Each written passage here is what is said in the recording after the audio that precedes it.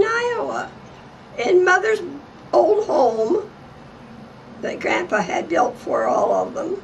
Oh, where did you grow up? In Washington, Iowa? In Washington. And that's right next to Brighton? 12 miles away. And which is larger, Brighton or Washington? Oh, Washington. Brighton's very small. You were born in 1914 on July 12th. Yes, tell me about your grandparents. Were they still alive when you were little? Both grandfathers died when I was 5. And I don't remember anything about Grandpa Kisor, except he had white hair. He was very religious, I think. He had another wife, because Grandpa remarried. Well, Hazel and I liked her. My dad wouldn't even speak to her. He just liked her so.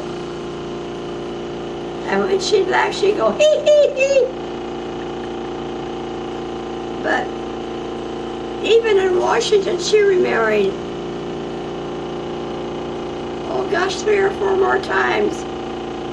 And Hazel and I'd still go to see her. And she said if we girls didn't smoke or dance until we were 18 years old, she'd give us one of the quilts. Well, we never got a quilt. tell me about your grandfathers. One is very interesting, the one that came from Germany? Or was Amsterdam, I think. Luxembourg, wasn't it? I don't know. Someplace over there. Well, he and a friend didn't like the Kisor. And so they painted his statue in the park yellow. And they knew that they would get in trouble. So they escaped, came over to the United States in I think in a camel boat, I'm not sure. But he did go back to visit, because he had sisters over there. He saw Abraham Lincoln and listened to a speech, but he didn't know what the speech was because he didn't know English then. At the meat market in Brighton, and he had his own, what do you call it, where you kill your own animals and stuff. And he made this famous bologna that everyone adored. It was sent all over to people, to different states that liked it. And the people that finally bought the shop changed the recipe, and it's not nearly as good. Because Hazel and I bought some the last time we were there, and it wasn't nearly as good. They'd done something to it. But he was really noted. He had good meat. As he grew older, tell me about him.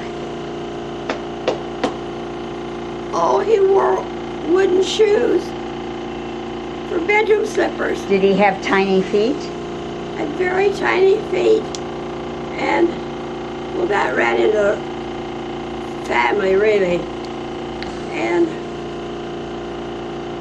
then he had an old Moorish chair he sat in.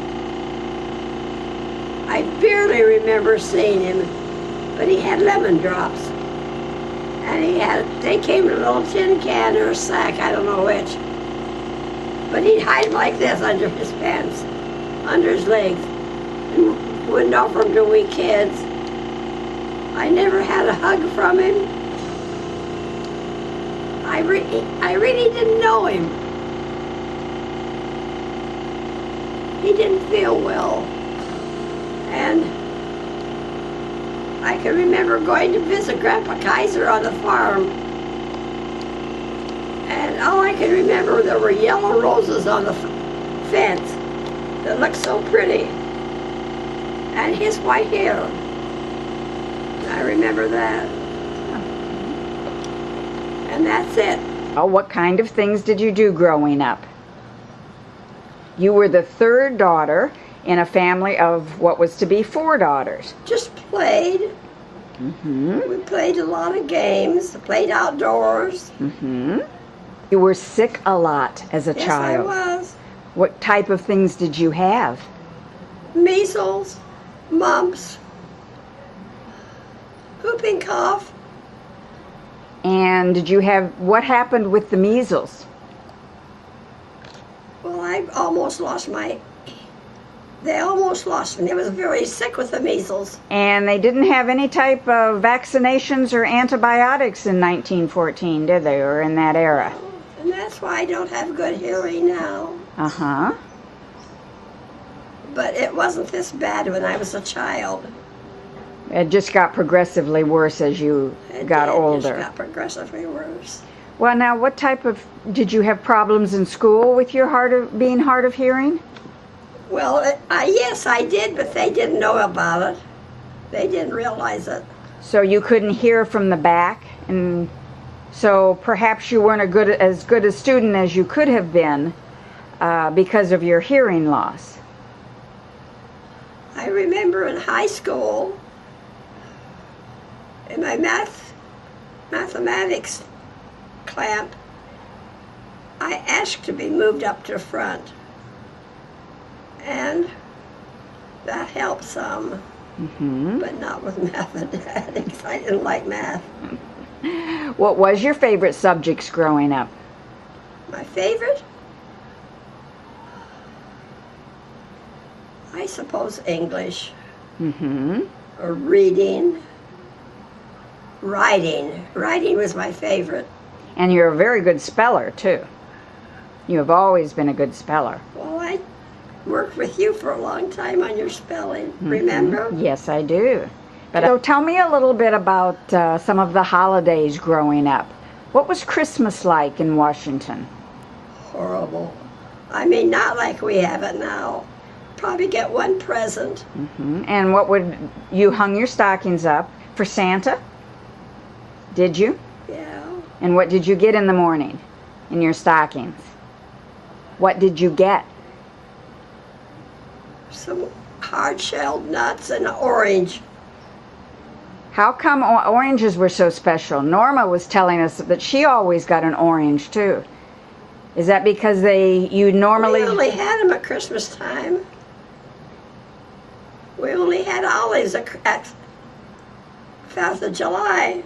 I'm trying to think. Now, Eloise got a piece of coal in her stocking. How come? She had been naughty. Oh. Did you get a lot of presents wrapped up? Are you kidding? No. The only thing I can remember, maybe I'd get a doll. I love dolls. And I can remember I spent 10 cents on my father's gift. And what did you buy him? I got him the same thing every year. It was a cake of soap for shaving. And same thing every year I got him. How did your father earn his living? A barber. And your mother was a homemaker? Very much so. She loved her kids. She just loved her children. Now, did you have certain chores that you did? Well, I remember we did dishes.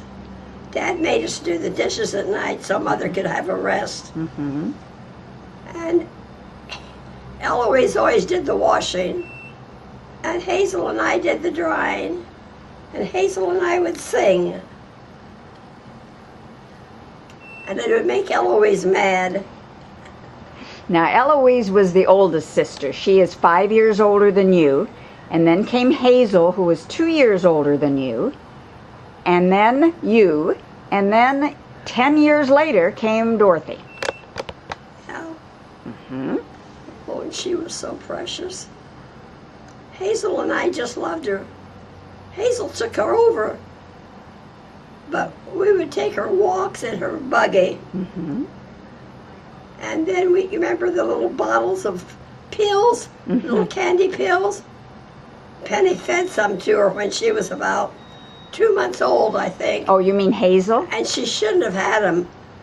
And And I can still hear Hazel say, "Oh, look at her little sweet smile." Well, she liked him, but she shouldn't have had him. Tell me about your mother. What was she like? My mother, Mm-hmm. she was the greatest mother that ever lived. I just dearly loved her. Now, what kind of work did she have to do around the house? Ironing and sewing and... That mother did. Mm-hmm. She did everything. Well, what did women do back then? They didn't have washing machines and all No, we had a lady that did the washing. I can remember her coming with the kids, 2 of her kids, and a wagon. Mm-hmm. And they would pick up the laundry in baskets that Mother had them in. And she'd go home, then bring them back in a day or so, all freshly ironed and packed. Oh, it helped Mother a lot, because we didn't have a washing machine. How much did you have to pay for that? I think Mother paid $1 for the laundry. I'm not sure, Penny. It could have been $2, but it wasn't very much, but it was at that time. Mm-hmm. And Mother would wash out her underwear and stuff. Mm-hmm. Put it on a clothesline out in the backyard.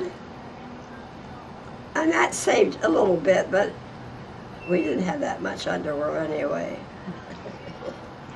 What was your favorite toys when you grew up besides dolls? Did you have a bicycle? Had a bicycle And where did you ride? all over town.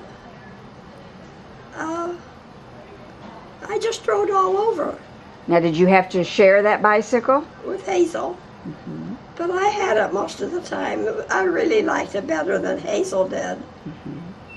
And one year, Anita and Petey Pratt, our friends, decided we'd ride bicycles to Ainsworth, Iowa. And I don't remember, I think that was about 6 miles away. Could have been a little closer. And so they took their bicycle that they shared, and their brothers, and ours. Well, I was the smallest, so they would put me on the bicycles. And we stopped at a farmhouse on the way and asked if we could have some water. Oh, it was hot. But anyway, we made it to Ainsworth, and then we came back. Our mothers didn't know it.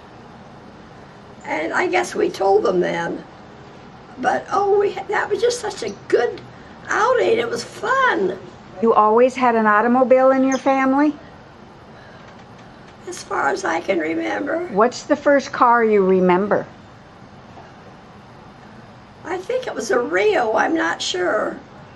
And we had side curtains, and they'd flap, back and forth. And we only used it on Sundays. Dad walked to work, and of course we girls didn't drive. And your mother didn't drive? Never.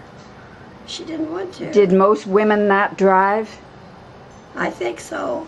Some did, but not many. You were telling me you would go for Sunday dinners to other family members, and your father would smoke a cigar or something in that car. What happened with the ashes? We all called. No, he wasn't smoking a cigar. Chewing tobacco. Oh. And he spit it out the window, and it all come back in front of we kids. Oh, Jesus. That was awful. Or when did you first see an airplane fly? Plane came from Iowa City, and they said they would be in Washington, flying over Washington such and such a time. So Dad took the car out, and we all jumped in and rode out of town, got out of the car and watched the plane go over. Oh, that was such a big thrill. And then Lindbergh made his flight. I mean, sometimes later. But I remember that first airplane. I remember the first radio too, Penny. Do you? I sure do. we didn't have one at first. And one of Dad's friends invited us to his house. He and his wife had one. They were headphones. And I can remember that so much. I couldn't wait for my turn. And that was the first way I heard radio at their house. Then finally Dad got one for us. And oh, that was just wonderful. When did Coca-Cola first come out? Oh, I remember I would go in Washington. I went to an osteopath, and Dad would come and get me when my meeting. He was across the street, and he'd take me to the pharmacy. And this one day, the pharmacist, he knew me, he knew Dad, and he said, "We've got something new at the fountain. I want you to taste it." And it was Coca-Cola. My friend Dorothy and I went to the theater. It was a beautiful theater. It's still there. And they had vaudeville. I'm trying to think, the first movie star I saw there. Oh, he was cute. I can still see him smiling, and he had a diamond on his little finger, and he was going this way. Oh, what was his name? Well, anyway, I was thrilled seeing that. Now, the first movies that you went to, were they talkies or were they silent pictures? Silent. Uh-huh. And Cost a whole dime. But Peavy would take me a lot of times, and her dad owned it. Mm-hmm. So we'd get in for nothing. And we'd get popcorn, a sack of popcorn. I think it was 5 or 10 cents at the movies. And oh, that was wonderful, the movies in Washington. When did they start having talking movies? I don't remember. Mm-hmm. But you would have been a teenager maybe, or younger than that? No, I was not a teenager yet. I don't think. I can't quite remember. I don't remember where I saw my first talkie. If that was in Washington or if that was in Joliet. Now, you moved to Joliet when you were 13, is that correct? And how long did you live there? 1 year. And so your main cities were Washington, Iowa, Joliet, and Galesburg in Illinois. Is that right? That's right. My friend Dorothy had a party. And that was really my first date. I was a freshman in high school. I was very shy. And her mother came out and told us that we were going to play a game. And it was post office. Well, I'd never heard of it. So she said, "Okay, line up." And she says, "Ernie, you go in the closet, you're going to be first, and you call one of the girls." Well, he called me. I didn't know what to do. He grabbed me and he kissed me, and I slapped him. Oh, Penny, I was so embarrassed. I'd never had a boy kiss me before. I remember his name so well, Ernie Konar. But the good-looking one there walked home with me. And if you could call that a date, it really wasn't. But we had a good time at the party, except for the kissing. Tell me about Prohibition. Now, when did you go to your first speakeasy? Like it was the same group of people. Maybe it was that same night. And what was that like? Well, one of the men walked up to the door and knocked. And they let us go in. Well, I'd never been in it was a tavern, really. And I didn't drink. The boys were drinking. And the police that were in there, they were real nice to us.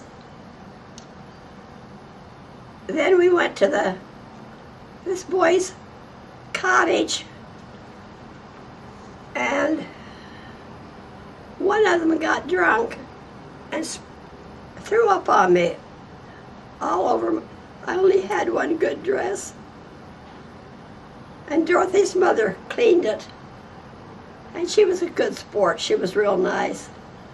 Anyway, we got back home safely.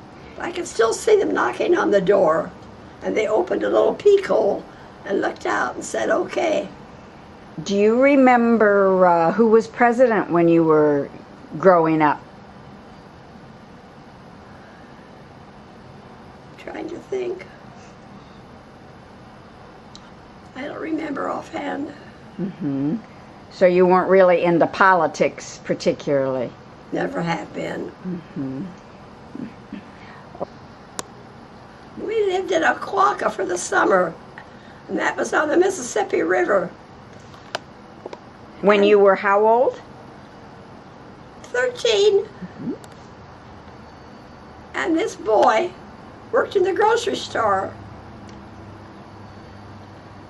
And he asked me for a date. He wanted to take me to Galesburg to see a movie. So Mother finally agreed, but she didn't really like it.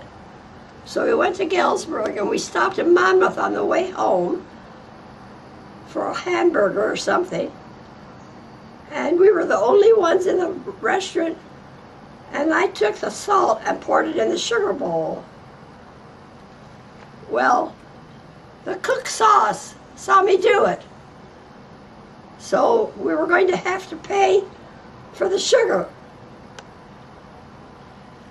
So I remember he left his wristwatch with him. Because he didn't have until enough? He could pay them, and then he'd get his watch back. Now I remember that so well. Did he ever ask you out again? Yeah. So he wasn't mad? No, he was real nice.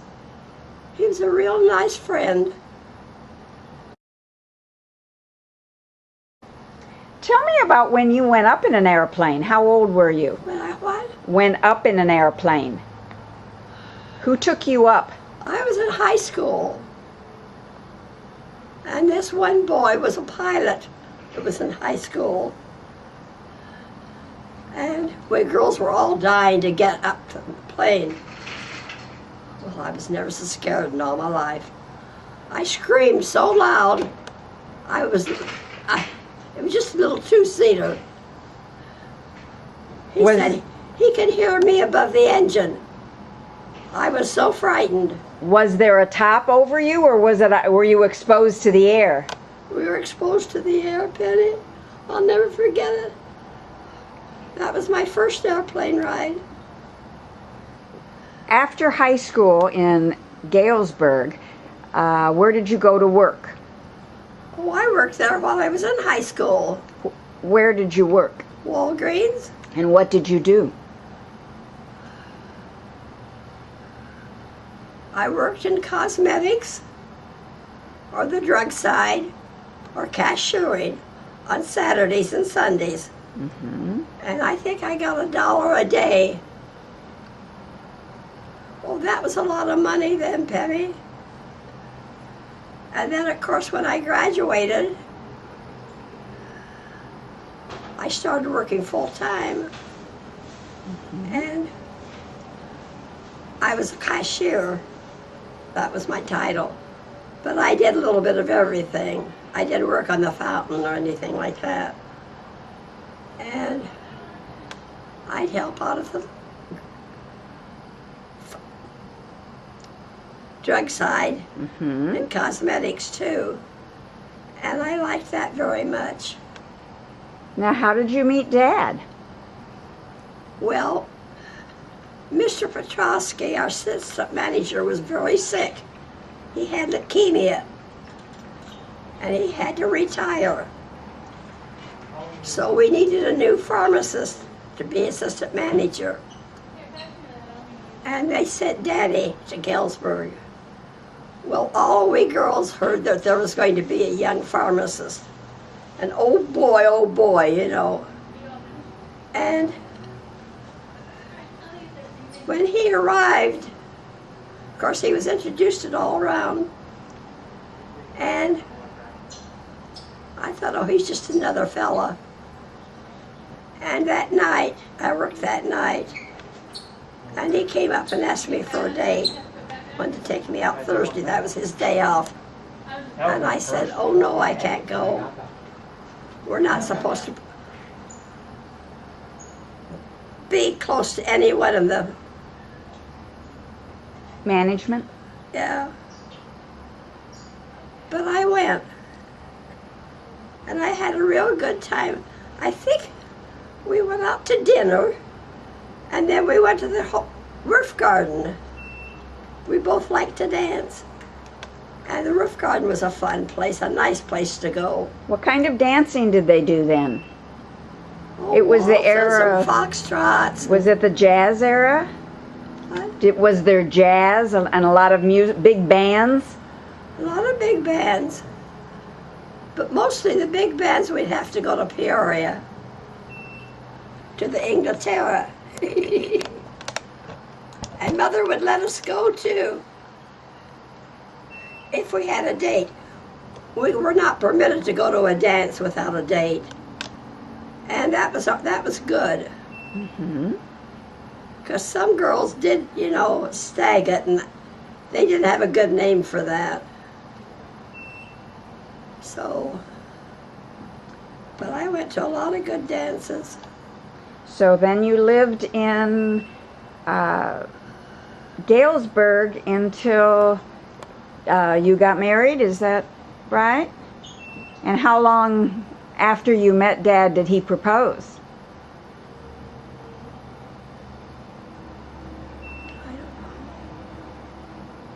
I don't think he ever did. I don't remember him getting down on his knees and asking me to marry him. When he gave me my diamond, it was at home. Mother was cooking out in the kitchen, and this register was between the dining room and the living room, and I was cold, and I was standing over the register, and Daddy gave me my diamond. I guess that was my proposal. Now And we went to a show afterwards, and all I could do was go this way. And I was so thrilled. This is Ethel Fredrickson talking about the day she was married. That was June 16th, 1935. Tell me about the day you were married. Mother kept away from me all morning. And Eloise and Carl picked us up. And Dad was crying at the door. I'd never seen him shed a tear. So I started crying, and I cried all the way through my ceremony. We went to Monmouth to be married. How far is that from Galesburg? 20 miles. Eloise and Carl were married there, and a cousin of mine was married there. He was a Presbyterian minister. Was it in a church or At home. A home, okay. After the ceremony, where did you go for your honeymoon? We went up back to Galesburg, got on the train, and went to Chicago. And we stayed at the, oh dear, what was the name? A real nice hotel. Couldn't afford it, but we stayed there. We were there a week. We had lunch at the same restaurant every day. It's horrible. And then we went shopping, and I got a new dress. And I had to have it altered. They asked me my name, and I couldn't think of my name. So that kind of gave away who I was. And then we went from there, went to Gardner. Now Gardner was where Dad was raised. What? Gardner was where Dad was raised. Yeah. And Mom had a big party for us and a big cake. And all the relatives there. And we stayed there probably 4 or 5 days. In the meantime, they chivaried us. Now explain that. I bet the children have never heard of what it means to be chivaried. Well, they come and they make a lot of noise and yell. Who is they? The neighbors or friends? And Daddy refused to go out.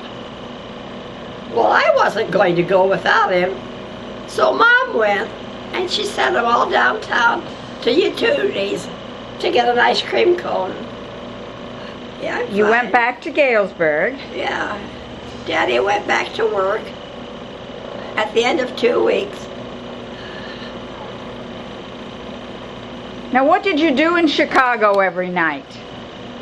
Oh, we went out at night to a real nice place. Good food, good entertainment. I don't remember the names of the places. What kind of entertainment did they do? Oh, singing, dancing. So it was live entertainment. Oh, yeah. And, of course, Chicago was so new to me. Daddy went to school there, to the university, so he knew what he was doing. Now when were the gangsters, Al Capone and all of those people in Chicago? They were just down the street from Alice's house. But about what year were they there? Oh gosh, Penny. I don't remember. I remember the day Gal Capone was buried. I never saw so many flowers. Were you married then? Oh yeah. But I stood out on the sidewalk and watched as much as I could. You couldn't be too much, you know. And Were there a lot of gangster-looking people? well, I couldn't see any of them up close. It was probably about 4 or 5 blocks from Alice's. But it was exciting. I always liked to go to Alice's because I liked Aunt Tilly so much. She was the sweetest thing. Yes, she was. We were married a year in Galesburg. Daddy went with Eli Lilly and Company, so we moved to Bloomington. And we were in Bloomington a year. And our living room in our apartment had lamps. There were no plugs around. I went walking one day and I ran into an old schoolmate of mine from Washington, Helen. And her husband was manager of the McClellan store. That was a 5 and 10. And she says, oh, we'll go get whatever it was to make so you can have your lamps. So we bought all of this stuff, and from the ceiling light came across and down, and then around we had plugs. And I'll never forget that, because I didn't know if she knew what she was doing, but evidently she did. Well, then I didn't get enough to eat, so I found another apartment and moved. We moved to another apartment. She washed the curtains every day. I don't mean every day, every month. Lace curtains. And, oh, she was a sweet thing.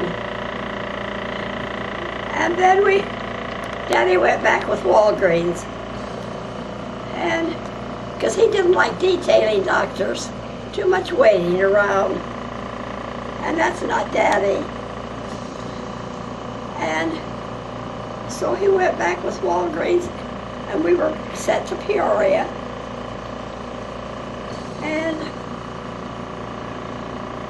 gosh, he had a big store. Now he was assistant manager? He was manager. He was manager. And how did you like Peoria? Oh, I loved it. Mother and Dad didn't want us to go because Peoria didn't have a good name.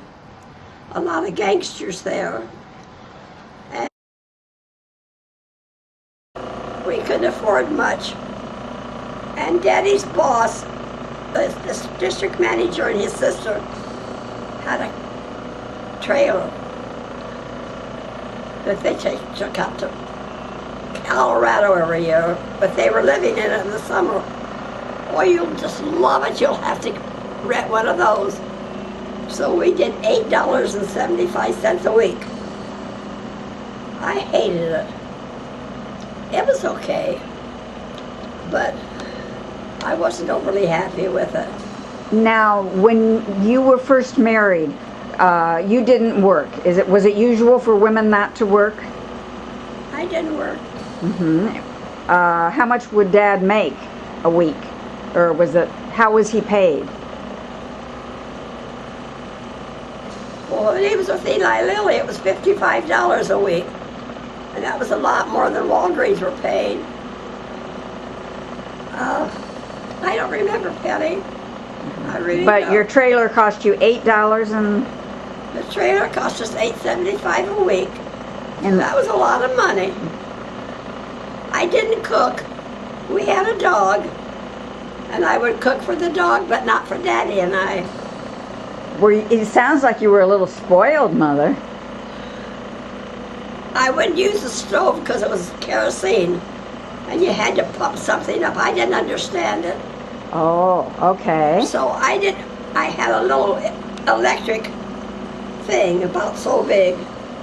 And I would cook a pot of stuff on there for the dog. But not for us. So you went out to eat every night. How long did you live in the trailer?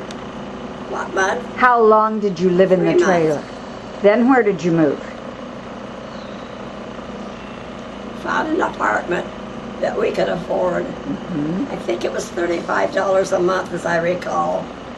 And it was close to his work, so he could walk back and forth instead of trying to drive to save for gasoline. Now you owned one car? You owned one car? Yeah. What did you do with your days since you didn't work? Washed, ironed, washed and ironed.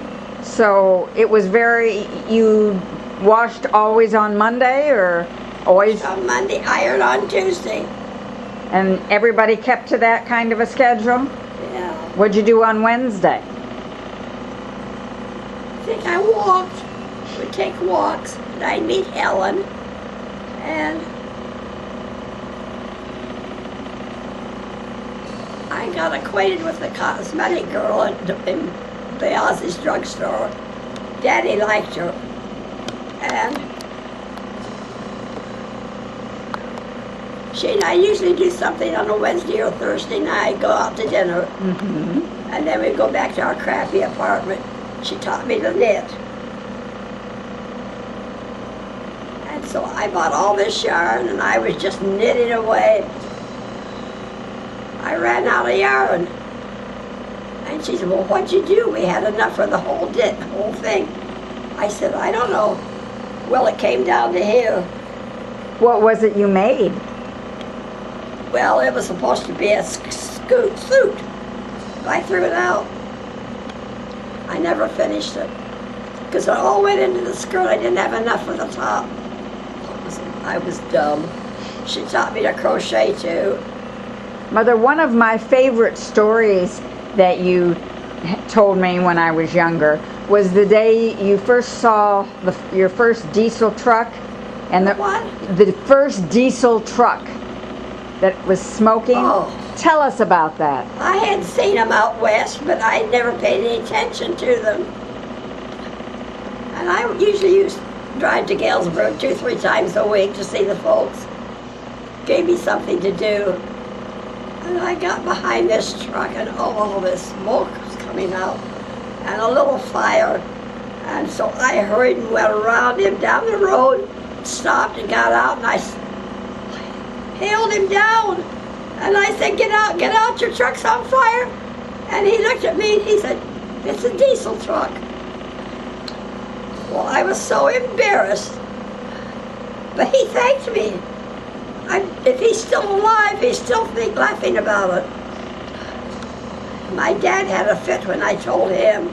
He says, you didn't. But I'd seen a lot of diesel trucks, but I hadn't paid attention to them. And I felt like I'd saved him. When World War II started, Pearl Harbor was bombed December of 1941. So Dad enlisted in the Navy in what year? 1942? He wanted to go in the Army, and the Army wouldn't take him because he had a slight heart murmur. I was in Chicago visiting friends. I didn't know anything about it. He entered the Navy. They took him. I was mad. Oh, I was mad. Because I felt that this is something we should have talked about. But he knew I'd say no. Mm-hmm. And so that was in the early part of 1942, before the draft. then Eventually everybody had to go. well, he wasn't drafted. But he was sent to Harvard for a month for training. And I went to Chicago with him to get his new outfits. And he was so embarrassed, he didn't know how to salute.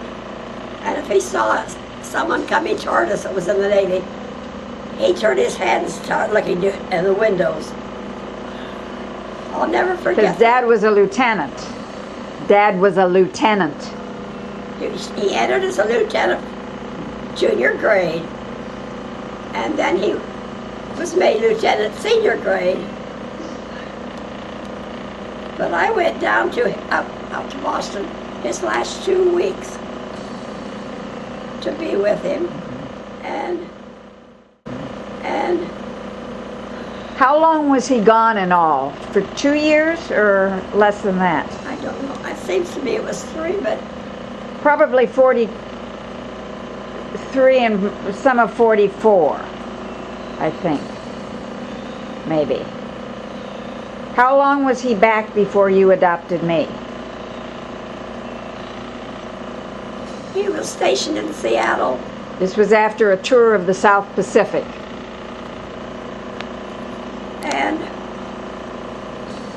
Denise Disbrow, a neighbor, she was looking for a baby. That's the way we are. And she said, "Come on, Ethel, can you drive?" And I said, "Yeah." She said, "Well, let's go to a couple places."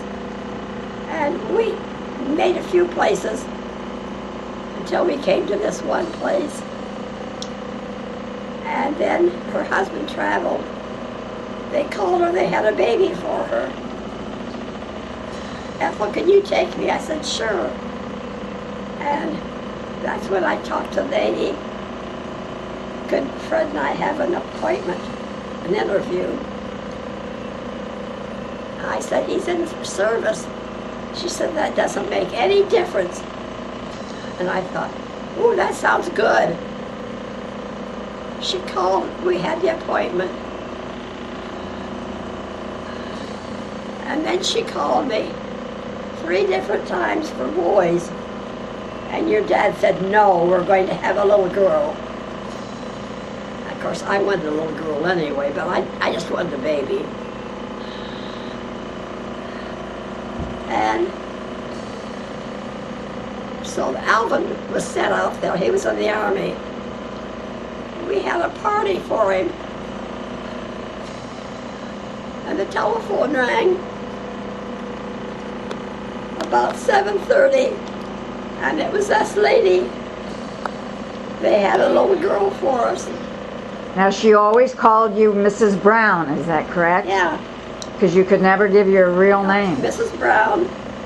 And I said, "Can we come over in the morning?" She said, "Yes." I said, "Can we bring my brother-in-law?" She said, "Of course you can." Well, Alvin couldn't leave because he was shipping out and he didn't know it. But Daddy and I went, and she laid you in my arms. Oh, Betty, I'll never forget that feeling. It was the most wonderful day of my whole life. It really was, honey. You were just beautiful. I thought I looked like a plucked chicken. Didn't someone tell you that? When we left, in 3 days, we took you out. we had to take you to this doctor, I don't remember his name, to have him check you. And you were in no clothes on. He was seeing your reflexes. And I said, oh, doctor, isn't she beautiful? He says, she looks like a plucked chicken. Oh, I hated him then. You didn't look like a plucked chicken. I'm going to ask you now about living in Seattle when I was a little baby and they were rationing heat. And you went to the ration board? I sure did. Tell me about that. Well, we needed heat. Daddy would bring wood home from the base, from the fireplace, but we really needed heat. So I went to the ration board and I blamed them. I said, I just adopted a little girl. I need heat. I got it too. Why was it necessary for you to adopt? When I was 27, I had to have a hysterectomy. And I was full of tumors, or whatever you call them. And they had to remove everything in me. And so then I definitely could conceive. And you were in the hospital for how long for a hysterectomy? 14 days. And did you ever get out of bed or move around? No, the 13th or 14th day, they let me sit on the side of the bed and go this way with my legs. And they walked me into the bathroom. And I couldn't get down. I was so sore. The nurse stayed with me. I piddled on her legs.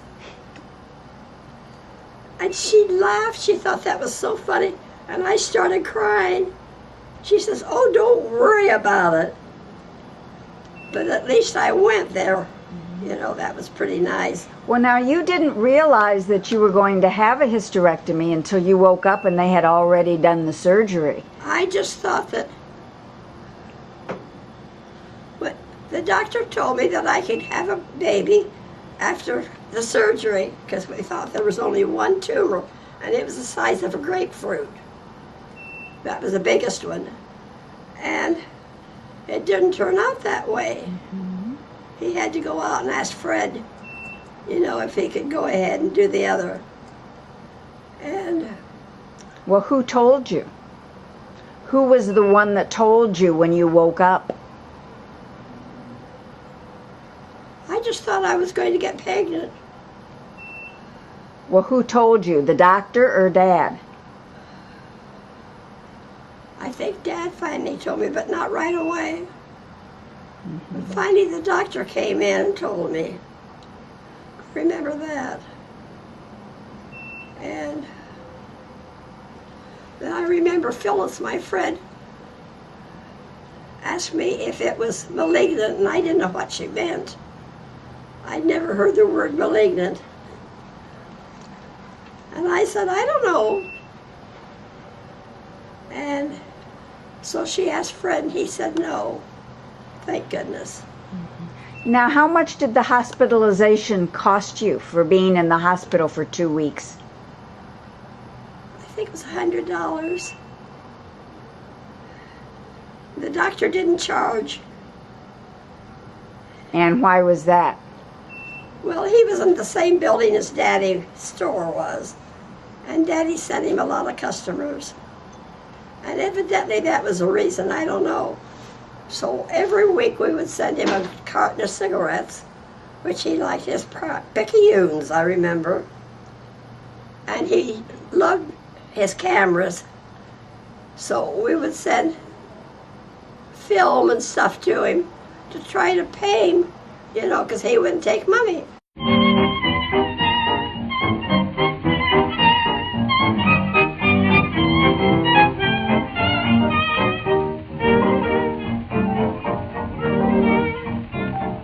There she is, that's what keeps me up at night.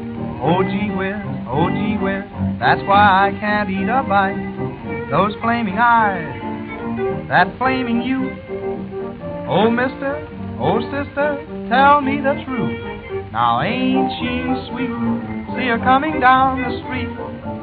I ask you confidentially, ain't she sweet? Ain't ain't she nice? Look her over once or twice. I ask you confidentially, ain't she nice? Cast an eye in her direction. Oh me, oh my, ain't that perfection? I repeat, don't you think that's kinda neat? I ask you confidentially, ain't she sweet?